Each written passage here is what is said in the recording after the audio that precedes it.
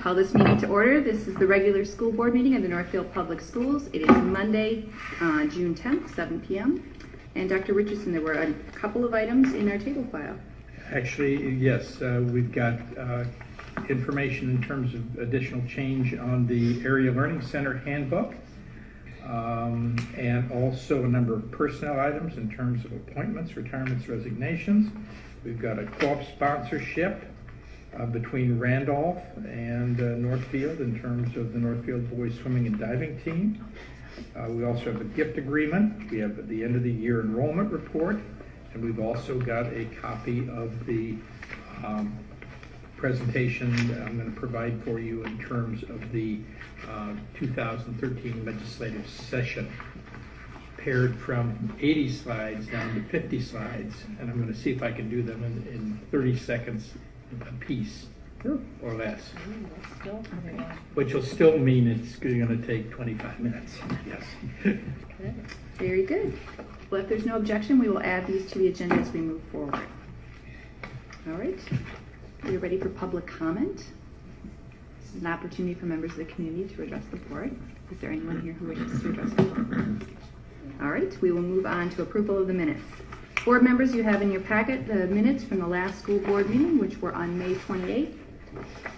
I move the minutes. Moved by Carrie to approve. Is there a second? Seconded by Julie. Second. Any discussion? All those in favor of approving the minutes, say aye. Aye. Aye. Opposed? Motion carries. Minutes are approved.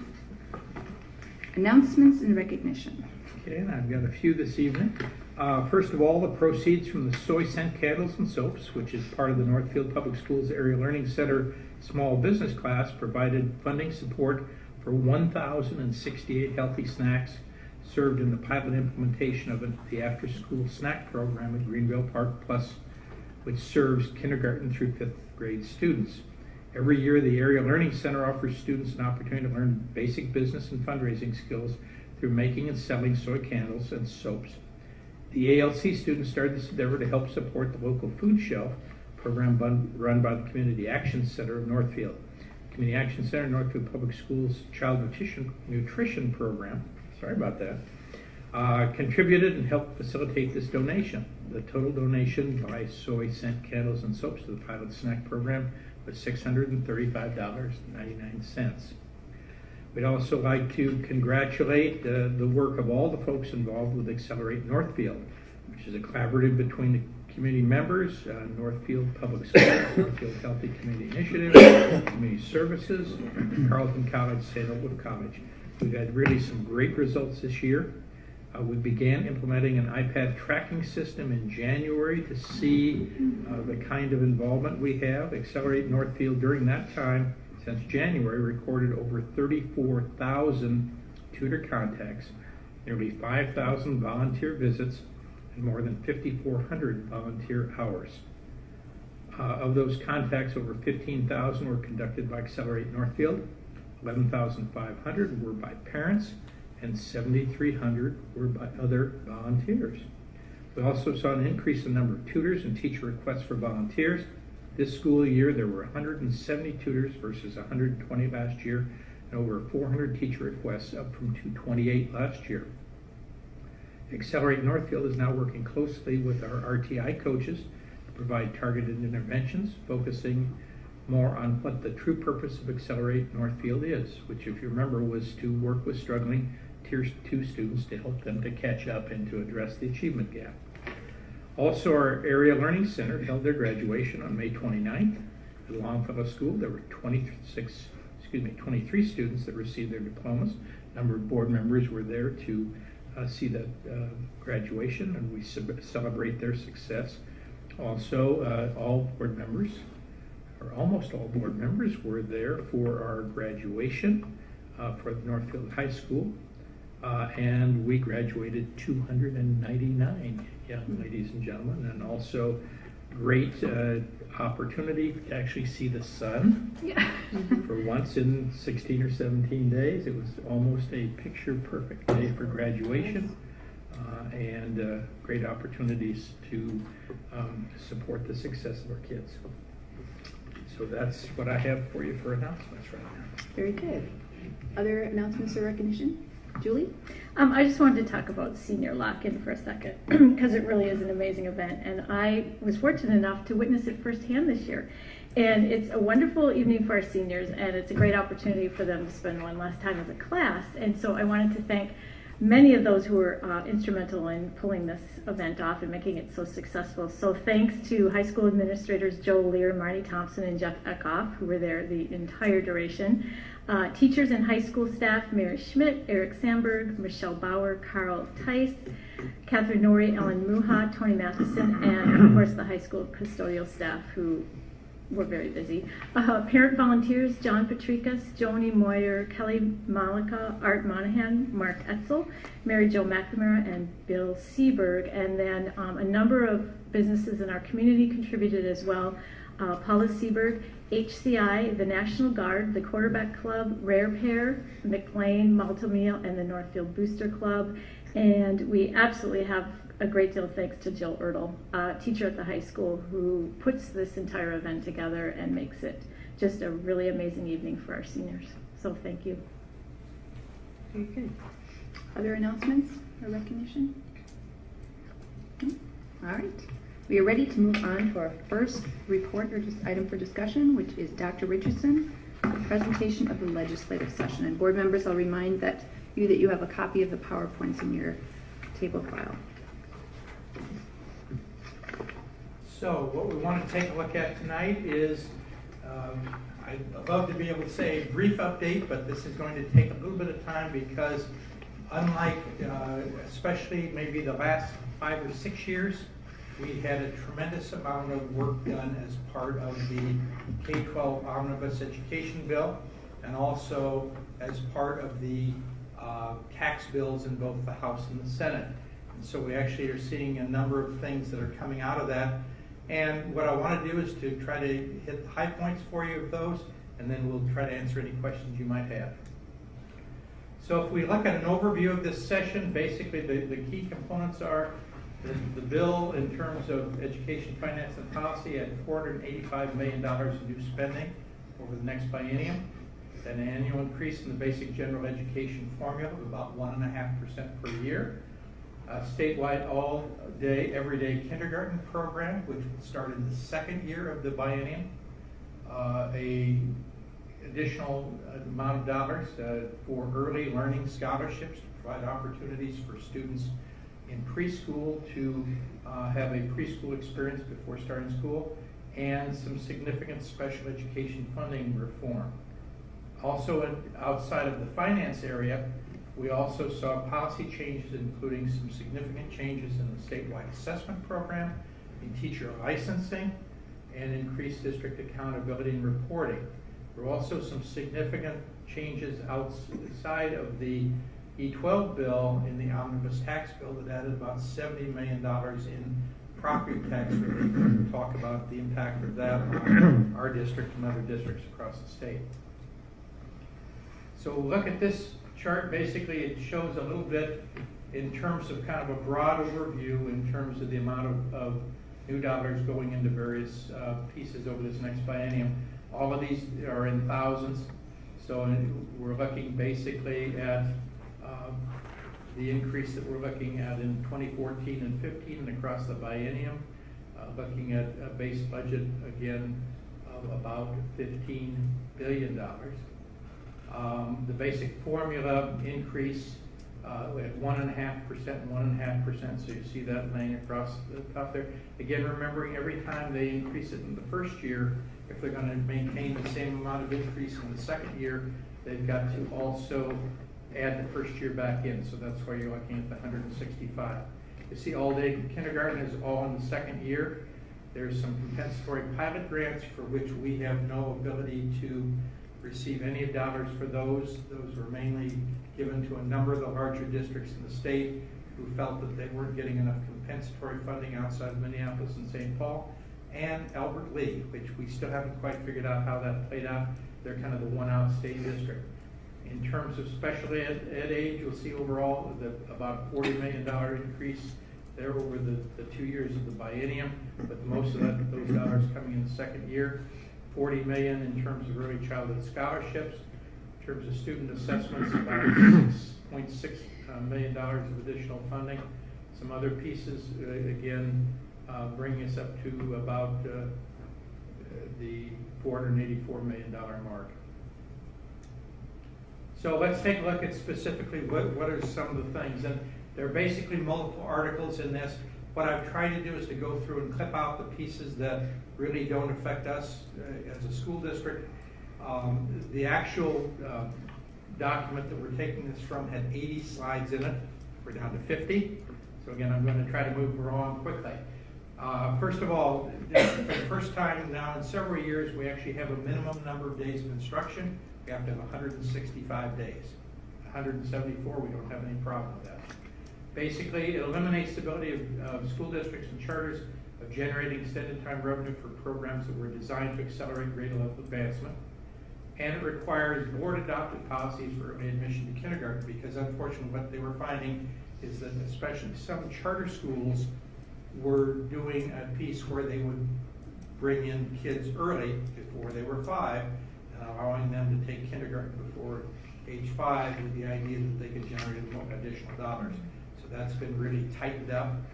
Again, our district already has a policy in place for early admission, and it's very stringent in terms of what it requires before we consider someone for that option. The second piece we look at is pupil unit weights, quote unquote, simplified. And the simplification, if you remember, when Vavis talked before about the weightings involved for different pupils, we saw them all the way from 0.55 to 1.115, all the way up to 1.3 at the secondary level. Now we're basically saying for everybody beginning in the 2014-15 year, all pre-K through grade 6 will be 1.0. All students in grade 7 through 12 will be 1.2. And that obviously means that although we raised kindergarten from the 0.55 level up to 1.0, everybody else's weighting is going down. And so there are formula rates increased to offset the reduction in weighted student count. So you're going to see a bunch of things that look like they're increases in a whole bunch of different parts of the programs, which really don't amount to any change at all. It's just the modification of those to reflect the fact that the weighting now is different, and so we have to try to hold harmless to affect those changes. We also eliminated the concept of marginal cost pupil units, which were it was really designed to work with declining enrollment districts. We also now have all-day kindergarten. Again, to qualify for that, you need to have a kindergarten program of at least 850 hours. Remember that ours is significantly higher than that. It's well over 1,000 hours in terms of kindergarten for our all-day students. So we won't have any problem making that goal. In terms of pension adjustment, it's something you wouldn't think much of, but we go back to 1997. There was a point in time when the the amount of pension or TRA payments that were made by districts and by teachers actually went down. And so the state put in something where they actually took money back from school districts saying, well, you're not having to pay as much for TRA pensions as you used to pay, so we're going to take some of your money away. This was in place from 1997 all the way to this year. Well, what's happened, as you know, the past few years is we actually are seeing the amount of the pension costs for both employees and for districts going up every year, and will continue to go for the next several. And so now they have eliminated that pension reduction, and again, they will work on the basic formula. But that eliminates that, and no longer do we see a pension reduction in our formula. We also are seeing basically for 2013-14, a formula allowance increase of $78. That'll take us up 1.5%. All of the old pupil units and formula structure remain in place for the first year. And so we're at 5302. Now, if you look at the next year, you say, oh my goodness, we're up to $5,805 in terms of the formula. Well, the reality is it's still just 1.5%. The rest of it, the other $424 of the increase is all just to make sure that the weightings don't reduce the amount of money that school districts are going to get. So all of this is good in that they understood that when they made these changes, that they didn't want to reduce funding for schools. But we are concerned because these are all one-time adjustments. And so if in the future, each year the modifications aren't included to keep that in line, we actually may see some diminishing value of those dollars going forward. In terms of this whole list of pieces, you'll see, gee, it looks like we're getting more money for extended time, gifted talent, it's all these whole list of things. The reality is it's all flat. All of these are simply modifications being made to make sure that we don't go backwards in terms of the amount of funding we receive. This particular portion of the article talks about the operating capital revenue. It really just does an expansion to the operating capital revenue, so it goes beyond the purchasing, at least of computers and hardware, to also addressing related hardware, software, and annual licensing fees, and allows all of that to be funded through operating capital. We also have added teacher evaluation as an allowable use in terms of staff development revenue. Unfortunately, we spend all of our staff development revenue providing the current staff development program we provide. But it was a nod to the fact that they'd forgotten to add in the fact that teacher evaluation was going to cost something when it actually was implemented. In fact, the calculations being made right now at the state would say it costs about $270 million, for which currently there is no funding to provide and support that. Also, it allows us to use up to 5% of our compensatory revenue to support programs designed to prepare students for entry into schools, so preschool types of programming. This is in addition to the flexibility of 5% we already had. And it also allows us, if we already are doing all-day K, to also use the funding for all-day K to help support 3 and 4-year-olds.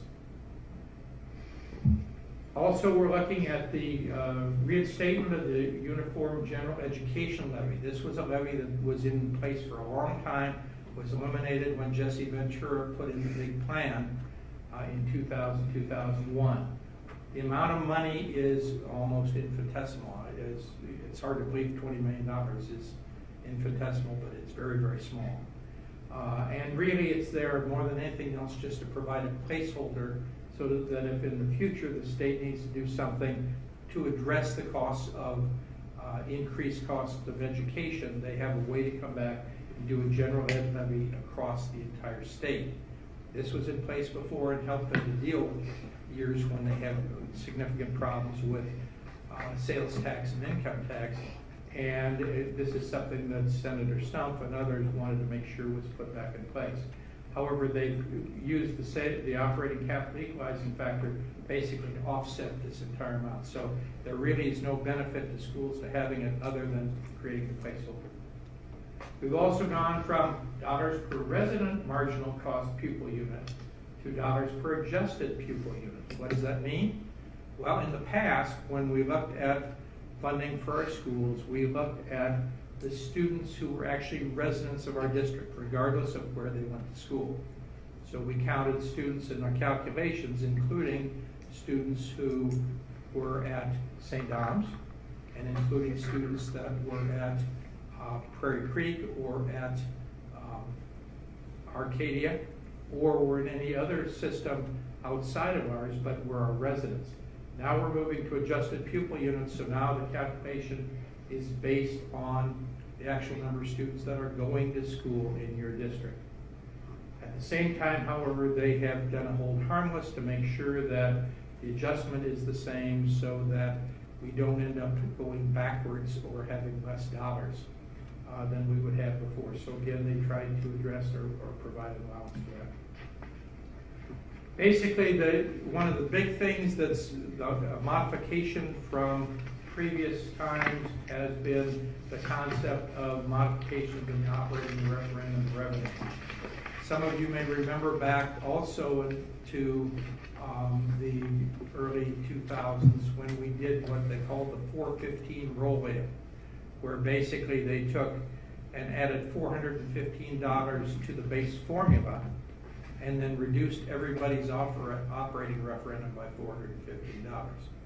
That was kind of the clean way to do it, because in that situation, the operating referendums all went down, but you actually got the money. And those districts that didn't have 415 in operating levy referendum actually got more dollars. This time, because this was done in the tax committee and not in the K-12 committee, it has a little bit of convolution to it. So what's happening is, first of all, school boards are being allowed to convert up to $300 per adjusted pupil unit from voter approved to board approved. So boards must take action before September 30th of the prior year so that the levy is included in proposed property taxes. What we believe right now is that we do not have to do that we can go ahead and continue to operate with our voter approved levies. But the people, obviously this will help significantly, is people that don't have $300 in operating levy. They actually now will be able to vote an operating levy of $300 per pupil unit, and will actually then be able to do that simply based on a vote of the board. The other thing that's important with this first $300 is it's going to have what the committee described in the wee hours of Saturday morning and Sunday. They call it the supercharged equalization rate. So if you remember, we've talked about for years and years that the calculation was based on $476,000 per pupil was what was used to determine whether you got equalization or not. This first tier of equalization now will be equalized at $880,000 per pupil, which means all the districts that have not received equalization in the past will now get significant amounts of equalization. For Northfield, it amounts in that first tier to basically 42% of that first $300 per pupil will come from state aid. So the impact will be a reduction in property taxes, and that impact will be seen across the entire state.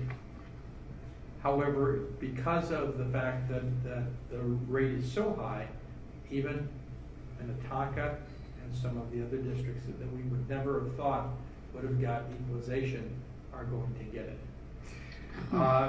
Beyond that, the next $460 is equalized at $510,000, which you might say, gee, that looks like a pretty significant increase too. However, remember again, this is tweaked by the changes in the weighting of the pupils. We're not really sure at this point where the 510 really is any significant increase from what we previously had at 476. We think there may still be some equalization increase there for that second tier. And then the balance up to the 25% of the formula allowance. And notice now, remember that the cap was at $1,600 and some dollars. Now the cap for this next year will be $1,451, because again, it's based on a different level of funding per pupil, because you count and you have less pupils when you do the APU count. And that's only equalized at 290. The other piece which was put into the mix at 1:30 in the morning on Saturday morning of the last week of the session is a piece called Location Equity Revenue. It does not take effect in 2014, it takes effect in 2015. And this basically says that if you're a school district with any land in the 7-county metro, you have up to $424 per APU, equalized at $510,000 per pupil. Well, if you remember last year, our representative from the northern part of our district purposefully eliminated Northfield from being a metro district, because the equity funding was based on where your district office was located. And since there was a modification between 1993 and 2011 as to where our district office was located, we lost our status as a metro district. it was put back in for this bill. So now, as long as any part of our district is in Dakota County, we're included as a metro district. So this location equity revenue, just like that first $300 we talked about before, is board approved, and it is deducted from the operating referendum revenue. A district can't opt out of location equity revenue by board vote, but this is an opt-out. You actually have to opt out of this if you don't want to take advantage of it. Again, we have to do that by September 1st, so there's a lot of moving parts that are going to have to be decided in the July and August board meetings.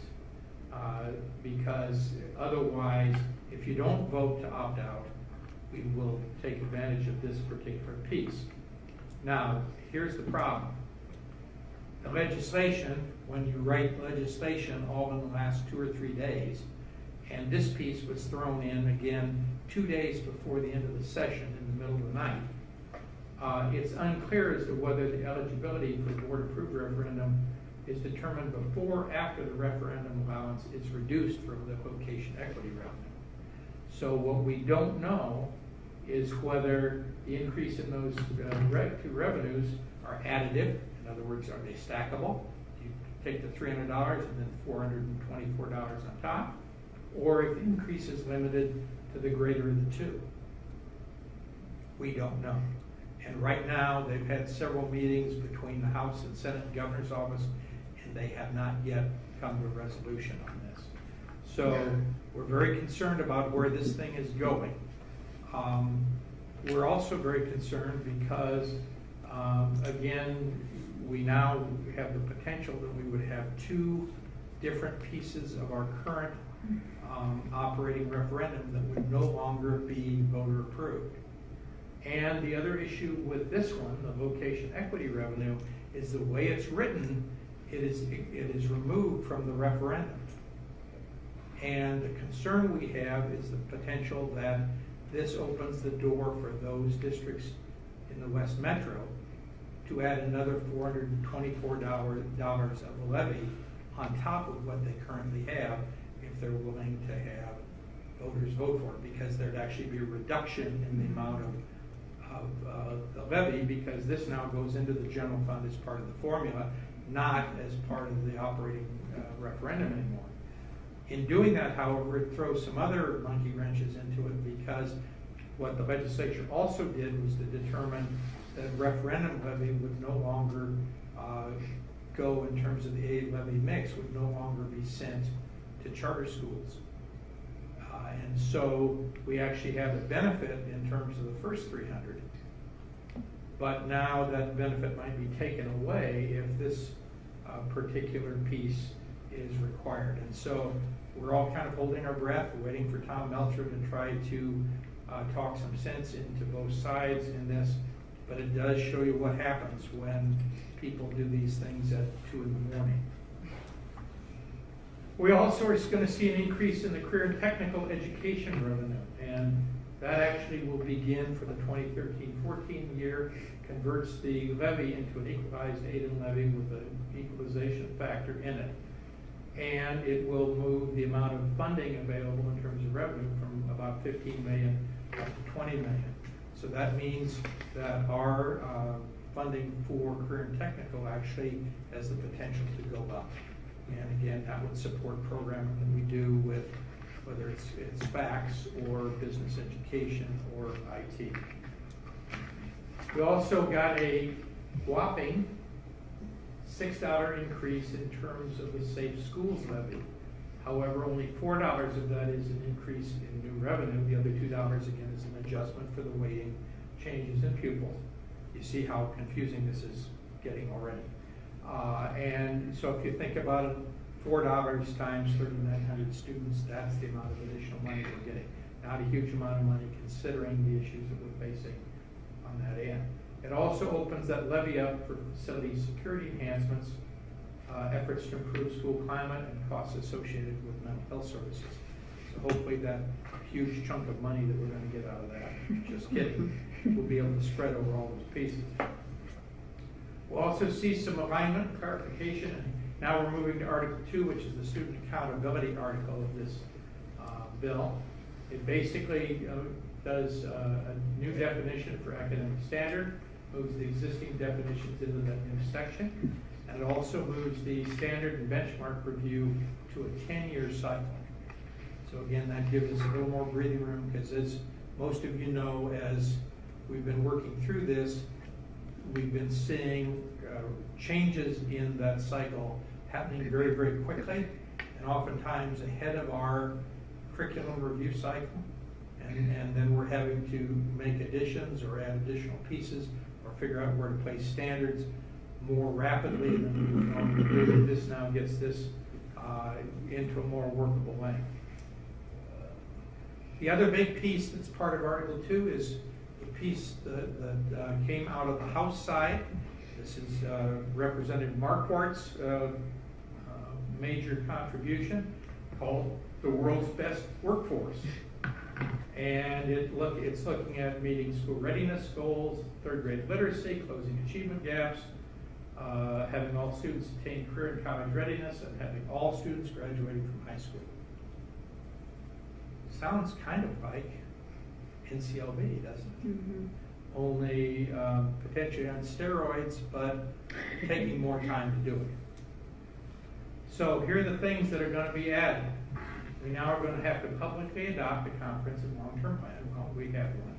It has to have clearly defined goals and benchmarks for instruction and student achievement, process for assessing and evaluating student progress and growth towards college and career readiness, a system to periodically review and evaluate the effectiveness of curriculum instruction, education effectiveness practices that integrate instruction, curriculum technology, teacher quality, performance effectiveness, an annual budget for continuing to implement the plan.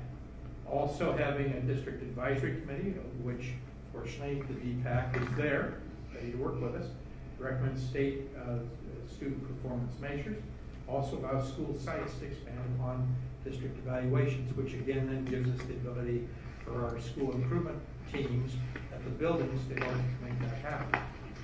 It also directs us to publish a school performance report every year. Interestingly, we've been publishing a school performance report every year for as long as I've been in the state of Minnesota. It's called the Annual Report of Curriculum, Staff Development, etc. However, it's now a new World's Best Workforce report, and we have to transmit a summary of that report. We have to have an annual public meeting to review our goals, strategies. We have to conduct and publish periodic public surveys. We have to direct the commissioners directed to identify districts in any consecutive 3-year period not making sufficient progress. And it allows the commissioner to require those districts to set up aside up to 2% of their general education revenue per fiscal year for up to 3 years to implement commissioner specified strategies. So for the first time, not the feds are taking money away from us, but in this case, the state could take money away from us. Part of that money then will be used to fund the regional centers of excellence. There's money appropriated to put those in place, but basically then those centers are the ones that are supposed to come in and help districts that are struggling to succeed, and they will also take your money to help that. The other big piece of Article 2 is the assessment piece, and basically that requires school districts to assist all students by no later than grade 9 to explore college and career interests, develop a transition plan for post-secondary education and employment. Sounds kind of like what we've been learning about collective impact and the Northfield Promise. Here are the things that are going to be included. Basically, it's going to make sure that the students who are enrolled in grade 8 who have not demonstrated proficiency basically will be required to take a variety of different test options to satisfy the high school graduation requirement, and directing the state to pay for the test scores for those programs. Notice is no longer there. Is the grad tests no longer listed in that list because they're gone. Directs the Education Commissioner to look at comprehensive assessments in grades 3 through 7, making sure that they're computer adapted. So we already are moving that direction, but basically by 15-16 there will be no paper and pencil tests. For students that are in grade 8, this previous year and later, they will have a new suite of college and career readiness assessments. So They will be moving through basically taking assessments in 8th grade, 10th grade, and 11th grade. It could be the Explore, the Plan, the ACT. It might be some other nationally normed set of assessments, but basically it can no longer be assessments created somehow out of the MCA tests, which have no validity outside the state of Minnesota. It allows students who have an IEP program to basically satisfy requirements by achieving individual scores and alternative assessments. And it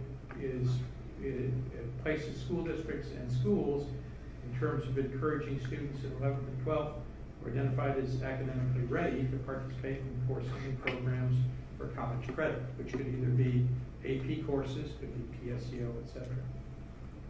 It also directs the commissioner to work with college and universities to determine what that set of assessments needs to look like, because what we've heard over and over again from the colleges is the grad tests don't have any connection to whether a student is college or career ready. They want to use the AccuPlacer, they want to use the ACT, they want to use the SAT. So the requirements are going to be math, reading, and writing assessments in 8th and 10th grade, predictive of national norm assessment, 11th grade test on a nationally recognized college entrance exam, and requires a series of assessments in terms of a diagnostic exam, which will also contain career exploration elements, which again feels like Explore and Plan, where you basically are doing pieces to really help kids think about, you know, what courses do I need if I want to be an engineer? What courses do I need if I want to be a psychologist? And really beginning to connect the two in terms of those pieces you need, and also those courses that you need to take not to reduce your opportunities to do various things you might want to do. In terms of assessments, it also requires any student who's not ready in 10th and 11th to take a college placement diagnostic exam before they take the college entrance exam, so we can work on the pieces that need to be done, and to make sure that we're bringing kids along in that process. Also to have a continuum of benchmarks to demonstrate if students will be reasonably ready, and if they need remediation, to address that. Also to look at actually creating then a record of the student's progress towards career and college readiness, and include school performance reports, including the percentage of students making progress, etc., and district progress data in reducing disparities and racial and economic integration. Also requiring the commissioner to establish empirically derived benchmarks for 3 through 7, so that we have a trajectory in the MCAs to tell us how are kids doing moving through the elementary to be ready to start taking the testing at 8, 10, and 11. And ensuring from the commissioner's office that we have that individual performance data from testing within 3 school days of when the tests are given. And now you know when we're expecting to get the reading test results back this year. Probably end of August or September for tests that were taken in April and early May. So that's a big chunk. It can be done if they move to totally computerized programming as opposed to what they have right now. But that's going to have to be the piece, and then they have to get all the bugs out of what happens when you try to take the tests online and you crash whatever servers are running those pieces. Individual student growth data is available on the student's first test to each additional assessment. So they're really saying that the growth data ought to show if I'm in 3rd grade and this is how I score, this gives me a sense of how will I score in 4th grade if I'm on track to be ready to take the 8th and 10th and 11th grade tests. And providing useful diagnostic information about strengths and weaknesses so we can help support kids.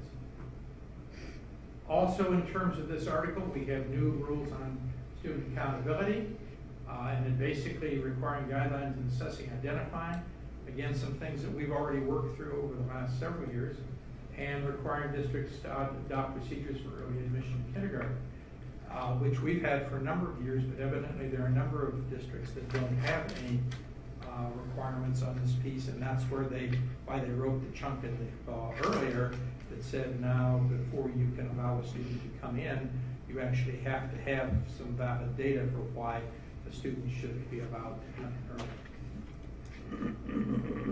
We'll also see some changes in terms of mental health education, encouraging us to do that and encouraging the department to help us with model programming. We'll also, and that's all just Article 2. Now in Article 3, we have some compulsory attendance age increases. We're going from 16 to 17. So students need to stay in school now till they're 17, and those updates for withdrawing from school need to go up to 17. We also, and this is where we start to get into more interesting things, we now have requirements for an annual plan on epinephrine auto-injectors, and making sure that we have a plan for how we're going to allow students to either use them themselves or have access to them, and have district policies to make that work. We also are seeing some changes in Article 3 about Minnesota teacher licensure skills, and looking at allowing Board of Teaching to issue up to 2 temporary 1-year teaching licenses. What they were running into is the new teacher licensure exam is so difficult that we're finding a large number of teacher candidates who are not able to pass the exam on the first try. And what's happening is they're getting all the way through school, graduating with a degree, and then not being able to pass the test, and therefore have not been able to begin teaching. And so this gives them some additional opportunities to be successful before they have to look at a different occupation. We also have this one, a little different, non-renewal coaching contract. This is when you begin to see some legislature had an idea, some legislator had an idea. In this case, evidently, we must have had some heartburn over the fact that a school board declined a coach's contract based solely on parent complaints. So this says school boards can't do that anymore. Not that you ever did, that will work. Another part of Article 3 is the teacher evaluation. They've done some amendment to the teacher evaluation statute. Bases 35% of the teacher evaluation on data, takes out the concept of value added as being the only measure. That's an important piece. It's something we really pushed for, because in the end, when they really tried to define value added, nobody could really define what it meant. And so this says you now can have a number of different measures in order to get to that 35% in terms of various data that you have about teacher performance. And that we can, again, use 2% of the basic revenue for staff development to do teacher evaluation, not that we have any left.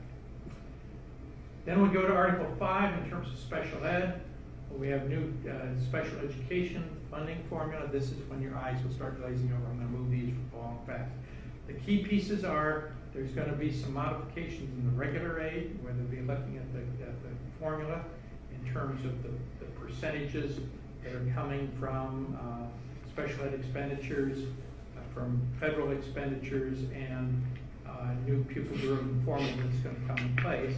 They're going to do a new pupil-driven formula, which right now we don't have a pupil-driven formula. Right now we have a formula that says you spent this money, now you're going to get some money back. That's a percentage of what you spent. Now there's actually going to be a pupil-driven formula that takes a look at the number of enrolled students you have and your daily membership to help calculate that aid.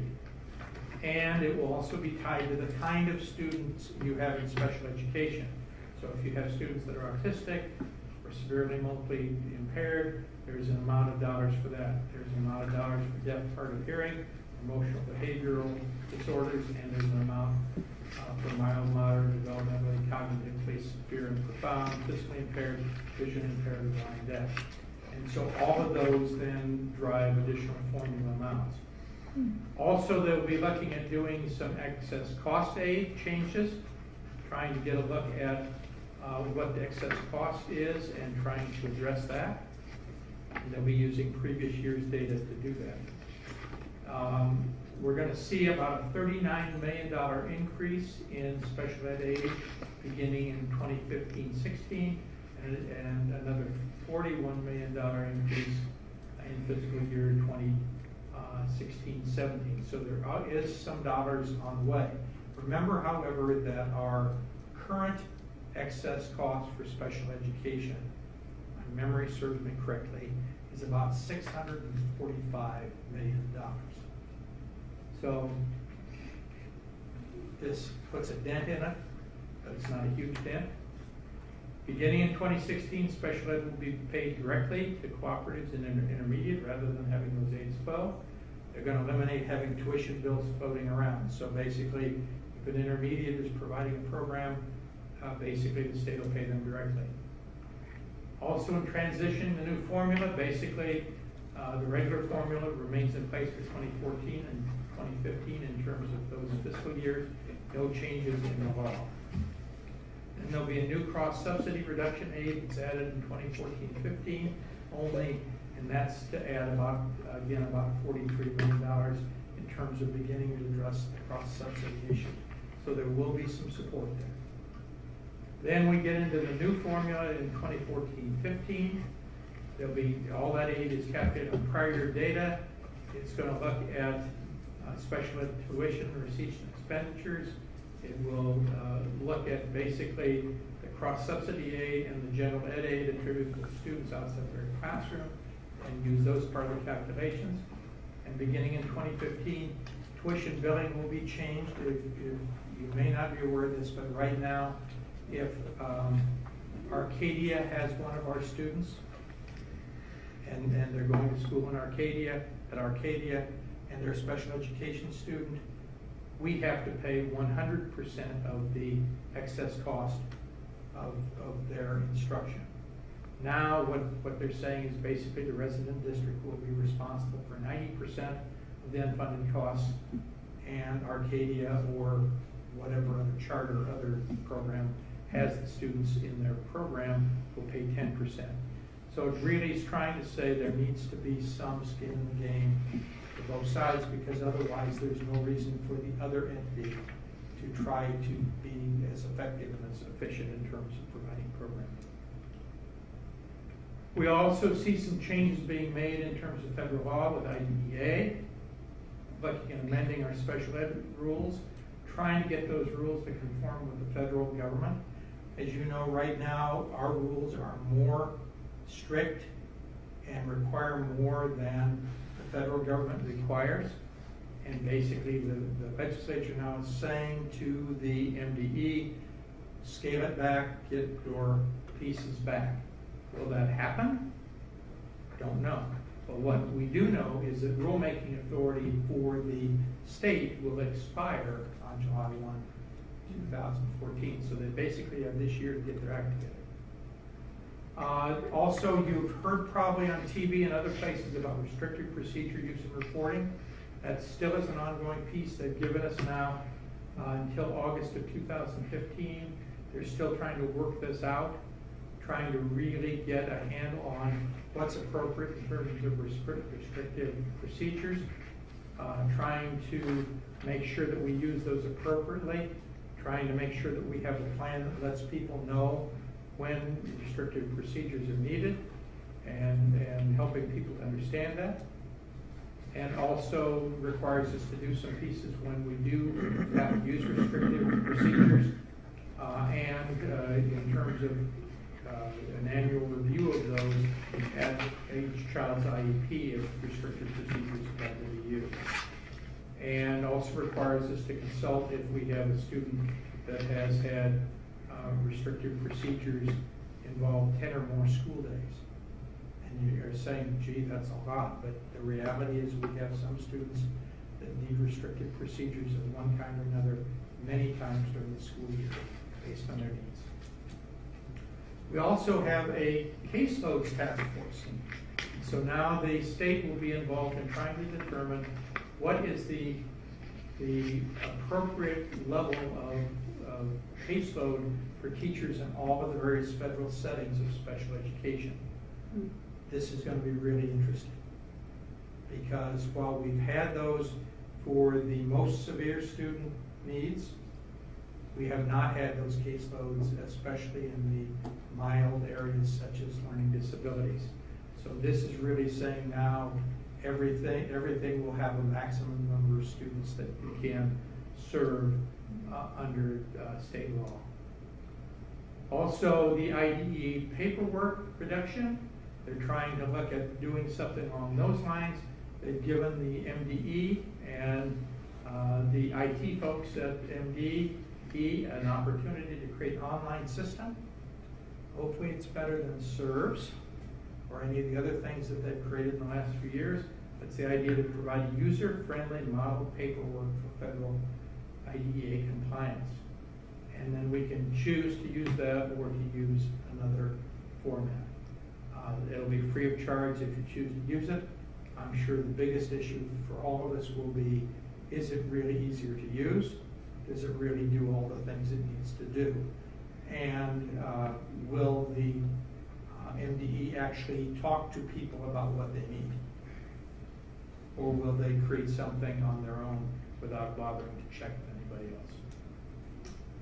We also are seeing a 0.5 cent increase in the rate for each school unserved, 12 to 12.5 cents.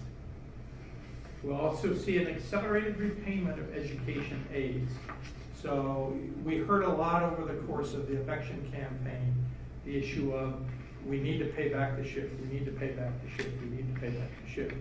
And I think what most of us were saying to legislators during the session is, understand that the mechanism you already have in place is doing a significant job of doing that. We're already back to about 86.5% out of 90%. So they've gone from 60% to 86.5% just in the last few years. So our encouragement was, don't take money away from new dollars for schools to pay for a shift that will give schools not one single penny of new money. What this basically does is says if we have a one-time repayment of shifts with the idea that the balance in the state general fund as of June 30, we use any unrestricted budgetary amount to make that payment, and that would occur in October of 2013. And then any of the tax shift side of this piece would occur in June of 2014. So I think what most of us are believing is that the shift will be completely paid back to 90/10, both in terms of aid and taxes by end of 2014. This is what it looks like right now, and in 2013, we still have about $262 million in terms of the aid shift. We have about $551 million in terms of the property tax shift. Those are the dollars that have to be repaid to schools over the course of next year, about $813 million, but they absolutely believe that that will happen. So that's the story. And again, this is about 10 times more in terms of the work that's been done in terms of the education bill than we've probably seen in the last decade. And I think there are a number of good things. There's some things that the jury is still out on, and there's some things that may be problematic depending on how they finally get sorted out, because they weren't well thought through in the 11.5 hour when they were put into the bill. And it does show us that despite the fact that we got the piece that we really thought was important, which was getting the tax committee to address property tax and the education committee to address new funding for schools in terms of programming, because the tax committee doesn't really operate or understand education well. They have some really convoluted ways of getting to where they need it to go, and may cause us some heartburn as we go forward moving through that process. Okay. Any questions that you might have? Noel? I have a question on slide 3 Slide. and slide 20. Okay. Slide 3. How am I going to do this? I can't do this. I got to go back. Yeah, you got to get me back in. There we go. The slideshow. Thank you. Let me start. Thank you, ma'am. Slide 3. The line item other, Yes, what is that? I don't know Thank you. specifically. I mean, it is in the convolution of all Well- the pieces. I'm guessing the majority of this, Noel, is funding that's being put in to cover the modifications in the number of students counted. And so this is what's being used to buoy up those Yeah. amounts so that everything stays the same going forward. If you squint your eyes, student assessments and others sort of look like the same numbers, only in reverse, Yes, one or the other. yes. And that may explain it. But what we do know is that in terms of the pieces that are there, those are all actually, at least up above, Yeah. our dollars coming in. But in terms of covering all the costs of shifting from the resident pupil amount to a actual pupil count amount, we know there's changes in every single formula. And again, you really are going to need to help people in the community and even your local legislators when they start talking about, gee, we went from $5,000 to $5,800 per pupil in terms of the general fund formula. Well, the reality is most of the new money in that second year is not new money. It's mainly just what it took to shift from the resident pupil amount to the adjusted. $503 is not, No, is old money. Yeah, the 400 and some out of the $500 Yeah. was always just adjustment. Okay. Slide 20, but there may be others have something between now and 20.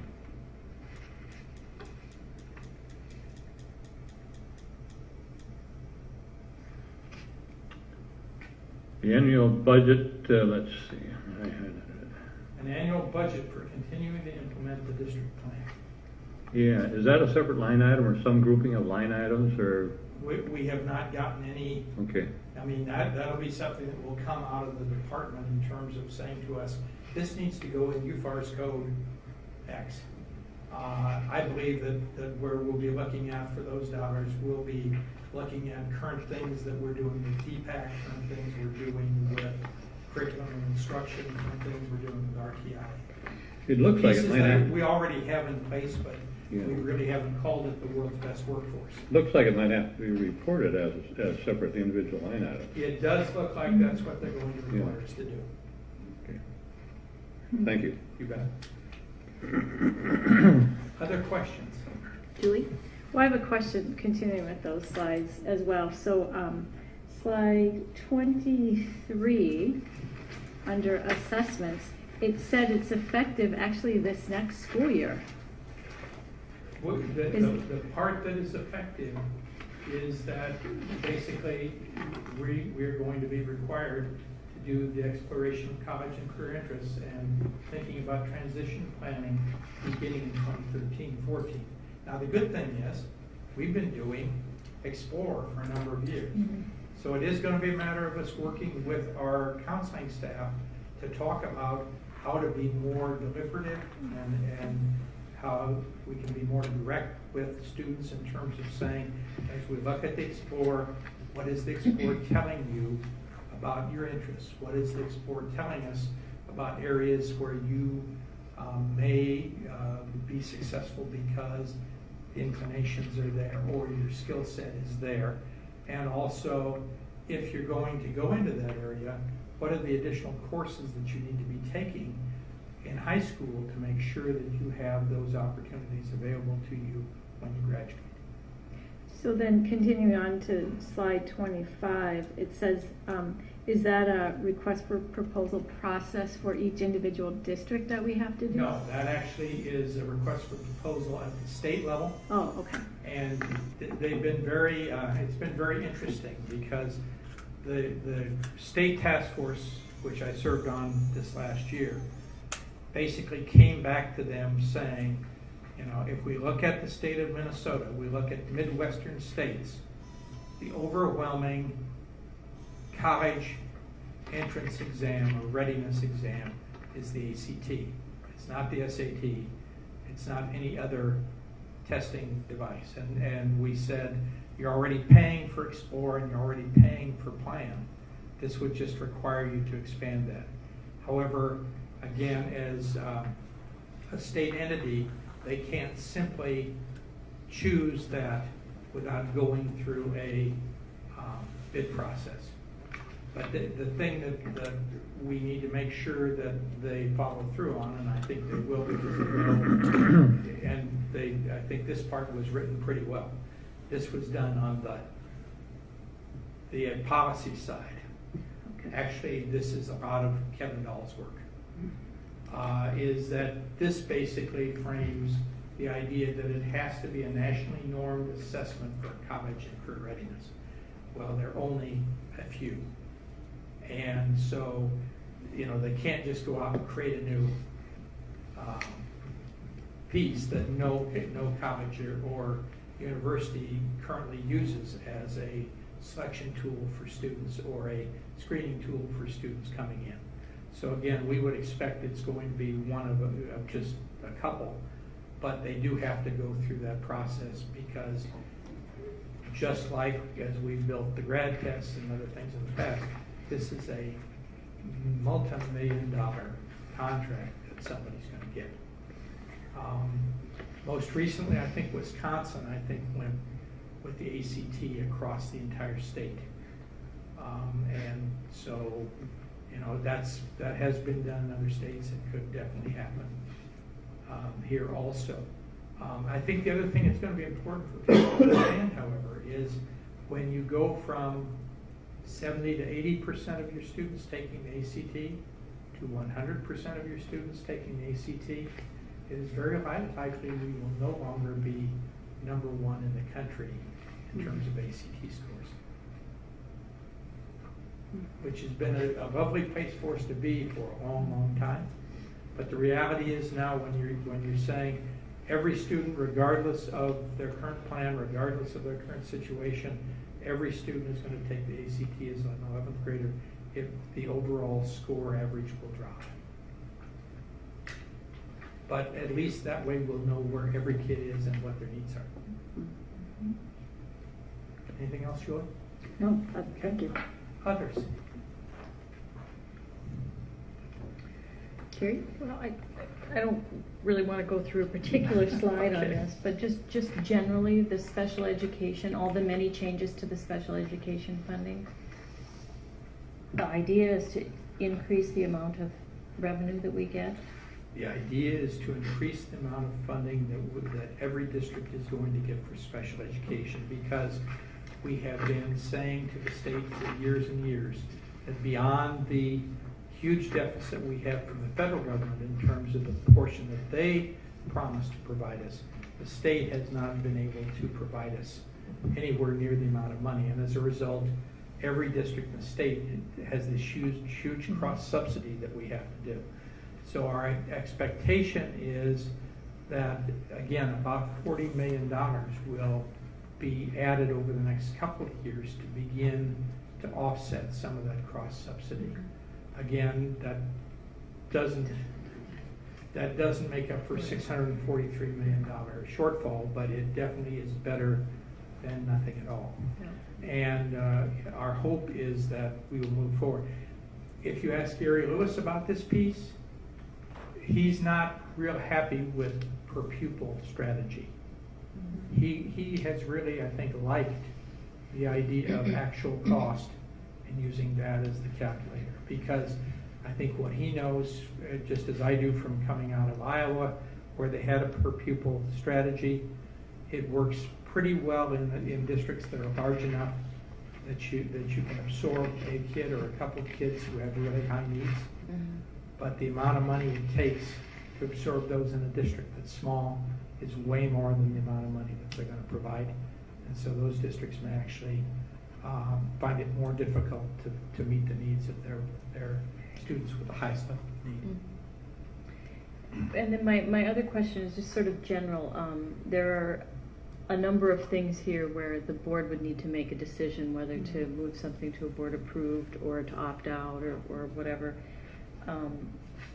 And the sense I'm getting from you is that we're still waiting for Yeah. a better understanding of the implications of that before we're gonna be in a position to Absolutely. make those In decisions? fact, as of this morning, I met with Brad and other people from our area to try to determine where they were in the process in terms of where the state was.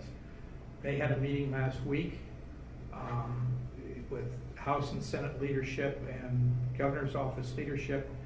They came out of that meeting without a resolution. So they have to go back and meet again. Brad is saying to us, he believes that decision will be made by July 1, which will then give us 3 board meetings to do whatever we need to do. We honestly believe that the way it is currently written, we could choose to not accept the LEI or the LER money and basically just continue with voter approved there. And we could also just continue with voter approved for the first $300, and we would still get the supercharged tax benefit for our taxpayers for that first $300. But it is really, really murky because the language is not good. And there's some real issues that we don't know in terms of how funding will end up coming out of those 2 pieces. So we're trying to make sure we have it nailed down, and it's probably going to be another several weeks before that happens. As soon as I know, you'll know. Yeah. Is it also possible, Chris, it looks like these have this kind of September 1st or September 30th of the year, that you could not do it in the first year? Watch it shake out in all the districts that do or don't do it, and then take that action in Well, the and subsequent year? that's what we believe personally will be possible. Okay. But what we don't know and what we're waiting for is some direction from the state, because if they say to us, no, you have to get this out of your referendum because we're not going to let it stack and it's actually going to reduce your referendum authority. We don't want to lose. Right. We don't want to lose, $424 of referendum authority if it means we have to do board approved to get that piece done. Yeah. We don't want to lose the $300 that we currently have in voter approved that is going to be replaced by board approved pieces. We think we can leave everything exactly where it is and continue to get the benefit of the increased amount of equalization. But that's yet to be decided and is out right now, is out of our control, and unfortunately out of the legislature's control, because it will be the leadership that has to sort this out and determine what is their interpretation of what they were trying to do. Always a little scary. Okay, thank Okay. you. Ellen or John, anything else? You have it? No? Rob? I have a couple, so. Okay. So just a point of clarification of Carrie's. So the items that are murky are all, it looks like fiscal year 2015. So in terms of the budget that we're looking at later in our agenda, all the murkiness is There not- really is Yep. no murkiness for the 13-14 year. Good. The important thing for people to understand is we're getting 1.5% new money, period. That's about it. We'll get a few more dollars in terms of career and technical that will be very focused on career and technical, but other than that, it's basically $78 a pupil. So when we're looking at what we're doing for 2013-14, that's really all the new money we have. I think it's also really important for people to understand that even though the report, if you look at a reported amount for the district for 2014-15, it's at 4.4%. Almost all of that money is in dedicated funding that goes to specific things, like all-day kindergarten, etc. And again, the only money that's really unrestricted, can be used for anything, is 1.5%. And people need to remember that 1.5% is not the inflation rate. So we're actually still going backwards, which is why a fund balance is so important. You knew I'd get that in eventually. Yeah. A fund balance is still important. So I have 2 more questions. Okay. Slide 19 talks about closing the academic achievement gap. Did they define what that means? No. Okay. No, this, I think, will come out of the work that ends up getting done.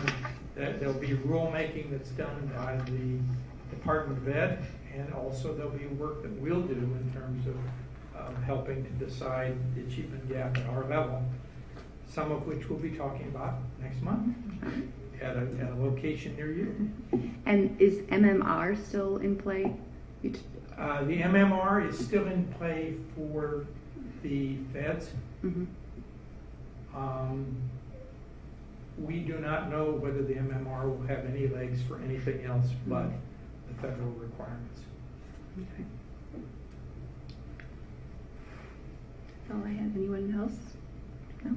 Well, I really appreciate it. Maybe I'm crazy, but I was looking forward to this, and I'm glad it was that you covered it so thoroughly. And I had a hard time understanding I it before appreciate that. the time. This is, the bill is that big. Mm-hmm. And so just trying to make some sense out of it with pieces that make sense, and then trying to address those pieces that don't yet make sense because the interpretation is still up for grabs, makes it more difficult. But I think if you can kind of come away with 1.5% additional taxpayer equity coming forward and additional resources for special education, all good. And really beginning to see the state's perspective on school improvement and whatever very much aligning with everything we're currently doing with RTI, with PLCs, with all those pieces, and fitting in, I think, very nicely with where we'll be headed with Northfield Promise in terms of collective impact. Okay, thank you. Great, thank you. All right, we are ready to move on for our first item for individual action, which is our 2013-2014 proposed budget. And board members, you have a really nice packet on the budget. And Val, I'm sure you want to talk to some of these pieces first? Yeah, Or? just really briefly, because obviously I've been here for the last couple meetings in detail, so I'll be brief. The packet you received is just a compilation of everything I've presented over the last couple months. I just wanted to highlight there were just a few changes from my presentations to your actual document. The general fund, I did add the lacrosse into the activities which you guys approved last time. So there was an additional expense and a small amount of revenue there. And then the only other change is in the community services budget. We realized we were missing some expenditures for our one of our levies, so we just increased that by about $14,000, so we weren't going to see a negative adjustment in future years. But that's it. Otherwise, everything's what I showed you and discussed. So if you have any further questions, I'd be happy to answer them. Board members, I ask for a motion on the table before we get into any discussion or questions. So moved. Moved by Julie, is there a second? And seconded by Rob, so that's a motion to approve the superintendent's recommendation on the proposed 2013-14 budget. So questions for Val? Carrie? I just didn't have time to look up my notes from the debt service meeting, but can you just walk me through again how the expenditure is so large compared to the revenue? I know it's a one-time refunding and all of that, but just tell me again. Yep. So we have done several refundings over the last couple of years. And the actual revenue for the one that we're paying off happened this year. So it's because it's an advance refunding. So we did it in November, but it won't be paid off until next February. So it's just really the timing of when the transaction took place for when the new debt or the old debt will actually get paid off. So the revenue is showing up in this year, and then the expenditure will be in next year's budget. Does that make sense? Yeah, I think that's what I was remembering.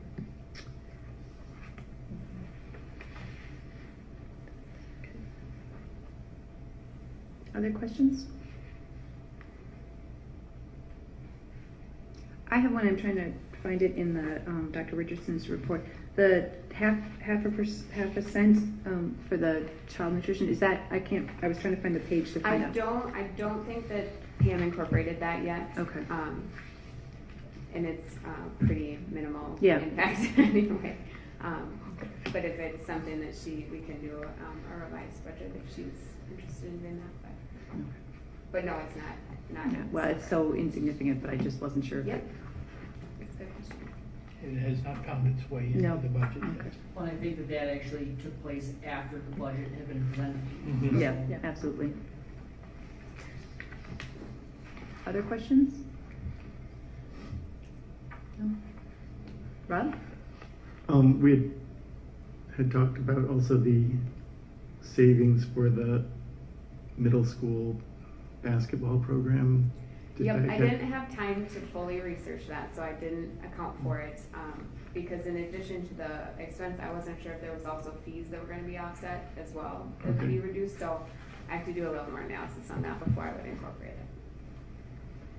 And as you remember, there'll also be an increase for the lacrosse program as an offset. So that's typically why we will do amendments to the budget during the 2013-14 year will be to make adjustments to update us in terms of the pieces that need to be done. But I think, the key here is this is a snapshot in time of all the pieces that were in place at that point. No? This may be a dumb question, No but such thing. let's pretend it's not. Back to debt service. Yes. When the citizens read this in the newspaper, it looks like the school district has got 57 million of revenue, and we're going to spend 67 million. And there should be an asterisk there that points out the fact that part of that answer is in debt service. What is the net between the revenue and the expenditure? The net difference? Which ones are you looking at specifically? I'm looking on the summary page that came to the media center, or came to the board, cover sheet for our agenda. Okay, I gotcha.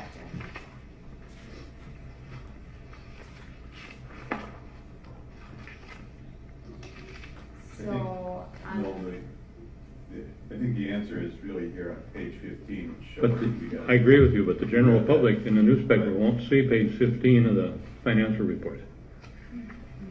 So I think the public should be able to see that in the minutes when they read the last page of the Northfield News.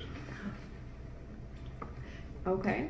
And it would have been nice if the Northfield News could have been here tonight so we could have explained it to them. But they're not, and we can't But answer they're not, that. and so we need to do something. But we know they're gonna publish it, because we buy the space. Yes. Okay, nice little penny for that space. I mean, it's certainly something we can do going forward. I'm sorry? It's certainly something we can do Yeah. going forward, Yeah. to address that. But it looks like we're We 10. can't, we can put it in the minutes of the. Yeah, it looks like we're 10 million over Meeting. budget. Sure, yeah, and the reality is And all we're it's not doing the is, case. we drew money in the previous year, we're paying it out Sure, now. yeah, Yeah. right. So, yeah, I think what we're looking for is just, when we put the minutes together, we'll need to put an asterisk Yeah. and basically indicate, Yeah. the reason for this larger expenditure amount is this reflects the previous additional revenue we received, and we're now paying out for the Yeah. refunding Yeah. of the bond. The answer to Kerry was exactly on target, I remember that also. Just trying to- How are they gonna read it in the newspaper? Yeah, yeah. Other questions or comments? All right. All those in favor of approving the proposed 2013-2014 budget book, say aye. Aye. Budget Aye. Opposed? Motion carries. Thank you so much, Val, and thank you for the nice summary. I think every year we really appreciate being able to have it all in front of us one more time, so. Absolutely. Thank you. All right, we are ready to move on to our second item for individual action, which is a revision to policy 441 and policy 524-2. And I'd like to have Matt go ahead and just address those. Again, what we've identified here is that these are fairly minor adjustments that are being made.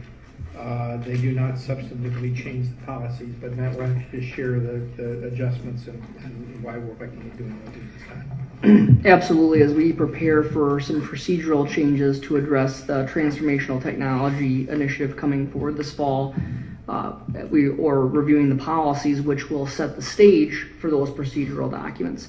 And really our policies were very well written. We always want to try to make policies as timeless as possible so that they can govern the unforeseen that comes down the road. However, these were written at a time a handful of years ago where there are a few pieces that are outdated, and also just a couple of minor things where we need the policy to really reflect our practice as that has evolved over the years. So we've just done a handful of minor adjustments in the purpose area, again, not substantive, but really just to reflect a more timeless scenario. Again, the general statement and policy in both areas. And then you'll see just a handful of pieces like, for example, when these policies were written, this is back before a lot of web-based kinds of things, and game playing was something that was clearly not allowed. However, if you're going to many of our elementary classrooms, they use wonderful sites like starfall.com or other pieces where there are a tremendous amount of learning games. Well, if you were to look straight at the policy, you would say that that violates the policy. So again, what we wanted to do is make it as broad as we possibly can to incorporate those things in an appropriate manner. Another piece is that many of you who have a device in front of you are on our guest wireless network. Under this policy, which was written primarily when we only had wired networks, it was inappropriate for you to walk up and plug your laptop into our area. But what we're just saying is that we're not able to have you on our file or data servers without specific district permission. Well, because we've put a guest network up for you, we are giving you permission to connect. So these are the kinds of pretty minor changes that we're just using to update to match what our actual practice is. A couple of other minor pieces, if you look down on the page about the component of where the policy talks about not removing equipment from the district. Well, that's back in the days when it was saying you can't take your desktop computer home with you for the summer. And in reality, again, where you see it said that you could take it with approval of your supervisor for a limited period. Well, we are providing all of our staff a device that they can take home, as well as our students coming this fall, a device that 6th through 12th grade students can take home. So in the employee part, our supervisors are giving them approval. We've given them approval to take their device home. Again, minor changes that we're just using to reflect what the current components are. And again, in the student policy, another very basic piece, access to the internet will be guaranteed. The old policy read for specific educational purposes. Okay, that's a little too narrow for my liking. So again, just taking that piece out to more broadly reflect how we think technology can influence and accelerate learning. And then a handful of other, again, minor things that are nearly exactly the same as the employee policy. You'll notice there's a piece that we are looking at to provide employees and students the opportunity to do some of their own installation of software with permission, because again, that's reflecting the piece that we're trying to give more authority to, especially our 9th through 12th grade students, as we move forward with that transformational technology procedural document that we'll be bringing to you here in July. So again, what I would consider minor, not substantive changes, but things that are more reflecting our current reality.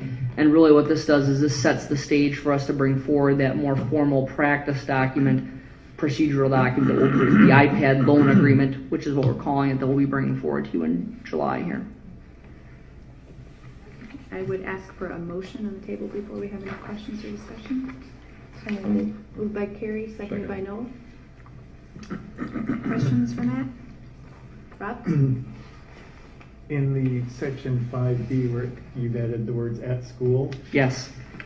you do have the device management system, which is actually monitoring them when they're not at school, right? So Correct. This part talks about staff. So if you look at 5B, it talks about that it's mandatory that staff closely monitor and supervise students.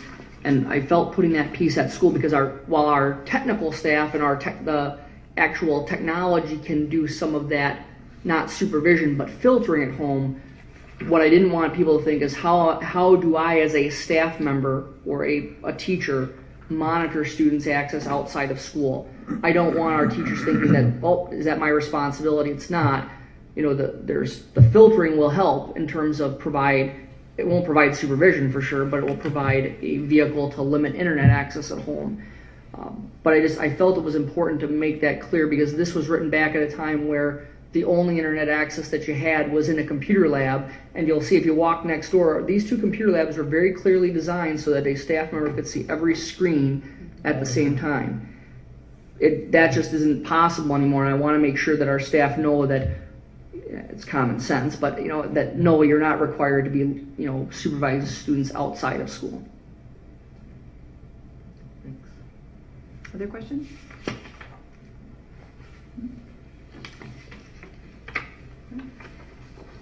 All right. All those in favor of approving these policy changes as recommended by the superintendent, say aye. Aye. Aye. Opposed? Motion carries. All right, we are ready to move on to the items in the consent group.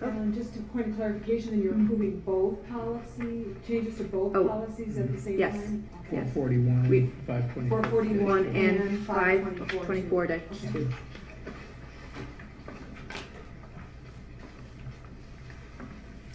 All right, we are ready to move on to items for the consent grouping. Is there anything anyone wishes to pull from the consent grouping? Carrie? I don't know if I want to pull it or how I want to do it, but if one of my children will have a summer job with the district, I don't think it's appropriate for me to vote on that, but I'm sure he'll be a fine employee. So I don't know if we want to, do we want to pull personnel items and then I can just abstain from that part? Is that simpler, or how do you want to do that, Denise? Parliamentary. You're the parliamentarian. Yeah, that's fine. Okay, so we'll just pull personnel and I'll, We're pulling all of personnel. Yeah, just, Well, Or just that one. I think you could even go to that level, just pulling that one All right. personnel item. okay, let's pull Franklin Meyer. Which Okay. item is that? It's 3A, if personnel, number 5, 5. Oh, got it. Okay. Just so I can abstain from that. All right. Well, we will first, I would first ask for a motion to the consent grouping with the one item being removed. So moved. Moved by John, seconded by Noel. All those in favor of approving the consent grouping say aye. Aye. Aye. Opposed? Motion carries. And then we would have a second item for our action that was pulled from the consent grouping. I would ask for a motion to approve that personnel appointment. So moved. Moved by Julie, seconded by John. All those in favor of approving that personnel item say aye. Aye. Aye. Motion carries.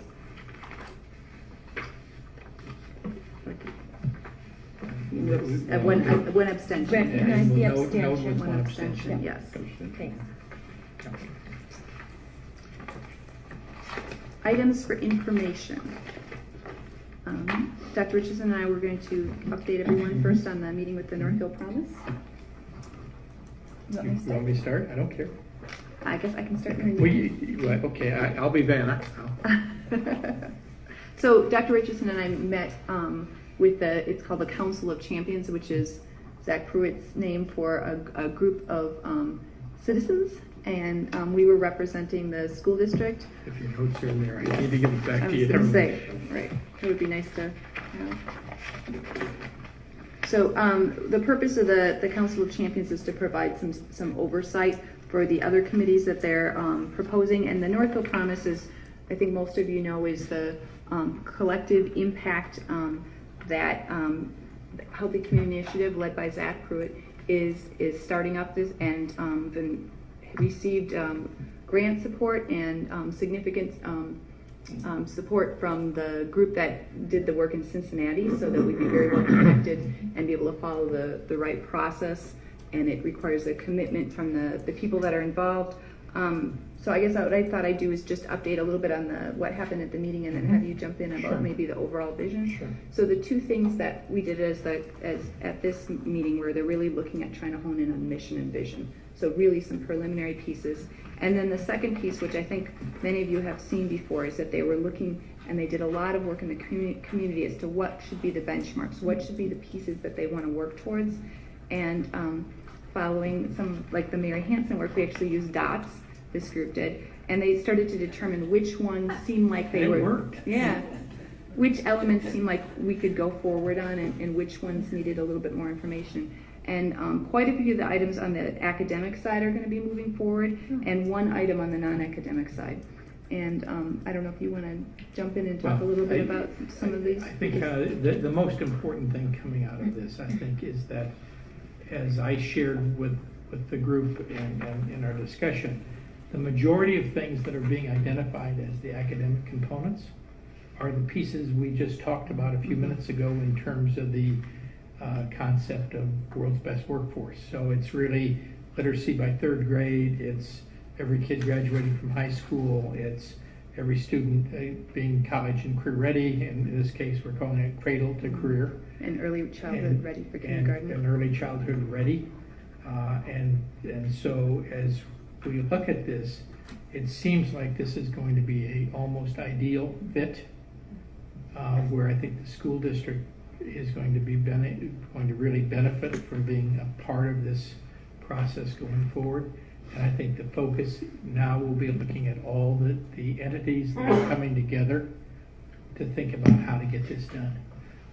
So I think we're very, very pleased about the opportunity to be involved in this going forward, because what we see is an opportunity for us to take the things that we know we need to do as a school district, and which we're going to be required to do as a school district in Minnesota, and then to add to that the ability of our community to think about in what ways does the broader community make that happen. So I think it's a very, very powerful strategy, and I think one where we had a good involvement from folks at the table, which I think will really help us move forward in terms of, we had people from the city, we had people from the police department, we had folks from the colleges, we had folks from early childhood programming, we had the school district, and United Way and Wings. So what we had is kind of a lot of the players at the table in terms of folks that are going to be together to make this happen. And as a result, I'm very optimistic about the fact that I think we can help make that go, as well as bringing in the organizations where Zach and others have already really begun to pull things together, like Accelerate Northfield and some of the other things that are there. So we just think it's a great place to start, and we're going to be meeting, I believe it's 3 times. This September's the next time, I think. September, I think, is our next meeting, and so we'll be coming back together and looking at the materials that they've gotten ready to publicize this to the broader community. The steering committee is going to be taking the next steps, and that's also a very broad cross-section of community members representing different groups. So very, very positive about it at this point. Great. That's it. And the next item for information is our end-of-year enrollment report. And again, you have that information. It's the last page of your materials. Again, what you're going to see is what we typically see. There's a slight drop at the end of the year, which is kind of the way things normally go. But again, if you notice from the beginning of the year to the end of the year, we're looking at about a 17 or 18 student differential. So for all intents and purposes, we are very, very, very stable in terms of the enrollment and population. Again, we try to watch these, especially looking at what's happening in each building, but also knowing that the data, especially at elementary and middle school, tells us about what's happening as we're moving through the system, and especially as those bubbles of larger class sizes are going through in different locations. So I don't believe there's anything, there's nothing extraordinary about this in terms of beyond the normal. And then the last item for information is just a reminder that following our regular school board meeting on July 8th, we'll be having a school board work session focused on summer slide and the achievement gap. So, all right. Future meetings, Monday, July 8th, and then we go on to August, Monday, August 12th. And in your packets, I think Danita gave you a number of future meeting dates to hang on to. So, with that, I would ask for a motion for adjournment. Move we adjourn. Moved by Noel. Second. Seconded by Carrie. All those in favor of adjourning the meeting, say aye. Aye. Aye. Opposed? Motion carries. Meeting is adjourned.